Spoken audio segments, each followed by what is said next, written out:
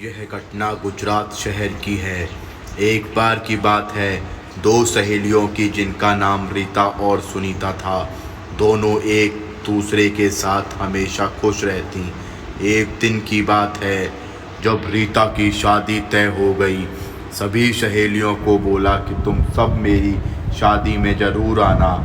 हमें आज भी याद है कि रीता की हल्दी मेहंदी हो गई थी और शाम को उसकी बारात आने को थी। तब हम लोग मिलकर रीता की शादी में उसके घर गए थे और उसकी पक्की सहेली सुनीता भी आई थी। रीता सजी सवरी बैठी थी। उसको तो बारात आने का ही इंतज़ार था और होता भी क्यों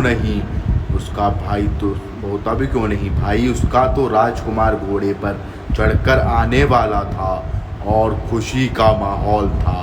सभी लोग नाच गा रहे थे और रीता के साथ हंसी मजाक कर रहे थे। आखिर वह घड़ी आ ही गई। रीता शादी करके सुबह अपने ससुराल जाने वाली थी। सभी लोगों ने तो रात को दूल्हे देख खाना खाया और अपने अपने घर चले गए।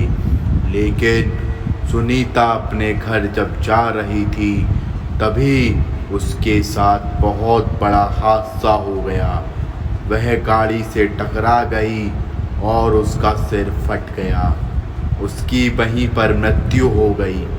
4-5 महीने बीतने के बाद जब रीता ने सुनीता को फ़ोन किया तो उसके हाथ पांव फूल गए और सुन्न पड़ गए, क्योंकि वह फ़ोन सुनीता ने नहीं बल्कि उसकी माँ ने उठाया था और वह सारी बातें रीता को बता देती। तब मानो रीता के पांव से ज़मीन ही खिसक गई। वह ज़ोर ज़ोर से रोने लगी और यह बात अपने ससुराल में सबको बता दी। 2-3 साल बीतने के बाद रीता को सुनीता रात में दिखाई देने लगी और बोलने लगी, सहेली मेरे पास आ जाओ, अकेले नहीं रहा जाता। और रीता डर गई। लेकिन सुबह होने पर उसने यह भी बात सबको बताई, लेकिन किसी को विश्वास ही नहीं हुआ कि यह सच बोल रही है। धीरे धीरे दिन बीतने लगा और रीता मानो पागल सी हो रही थी। उसको कुछ पता नहीं चलता कि वह क्या कर रही है और या फिर क्या करने जा रही है। ससुराल वालों ने परेशान होकर रीता को उसके घर भेजने का मन बना लिया और अपने बेटे को बुलाकर बोला कि बेटा उसे उसके मायके छोड़ आओ। रीता अपने घर चली गई, क्योंकि लेकिन रीता वही अपने मायके में भी करना चालू कर दिया। उसकी यह हरकतें देखकर उसके पिता ने सोचा कि उसे किसी पंडित को दिखा लेते हैं और देखते हैं कि पंडित क्या बोलते हैं। उसके पिता सोच ही रहे थे। दूसरे दिन दोपहर हो गई और रीता ने फिर अपना दरवाज़ा नहीं खोला।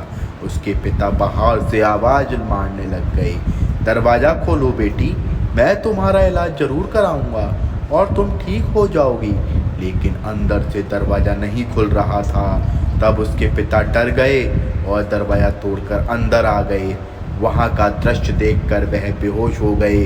उनके पीछे उनकी पत्नी भी गई तो देखा कि रीता पंखे से लटकी हुई है, फांसी लगा ली है, क्योंकि वह मर चुकी थी। तब उसकी माँ समझ गई कि मेरी बेटी सच बोल रही थी।